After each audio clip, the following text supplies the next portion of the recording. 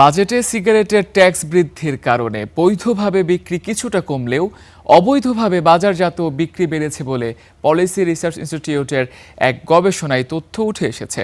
সোমবার বৈধ ও অবৈধ সিগারেটের বাজার নিয়ে কড়া গবেষণার তথ্য তুলে ধরে সংস্থাটি। পিআরআইয়ের গবেষণায় বলা হয়, সিগারেট বিক্রি ও সেবন কমিয়ে আনার জন্য প্রতি বছর বাজেটে যে ট্যাক্স বাড়ানো হচ্ছে এতে রাজস্ব আদায় সেভাবে বাড়ছে না।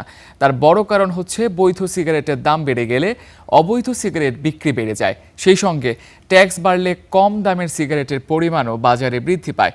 তাই ধারাবাহিকভাবে ট্যাক্স না বাড়িয়ে কম দামি সিগারেট তুলে নিয়ে দামি সিগারেটের ট্যাক্স পুনর্বিবেচনার পরামর্শ দেওয়া হয়েছে গবেষণায়।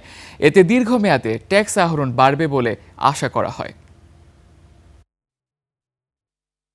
টোটাল সাপ্লিমেন্টারি ডিউটি যা বাংলাদেশে কালেক্ট হয় ডোমেস্টিক মার্কেট থেকে, তার বোধহয় অ্যাবাউট 30% এই সিগারেট ইয়ে থেকে, ইন্ডাস্ট্রি থেকে আসছে। বাংলাদেশে আমাদের সাজেশন হচ্ছে যে we should move from the ad valorem rate to a specific rate of taxation for cigarettes. This is the second observation আমাদের এই রিসার্চের মাধ্যমে।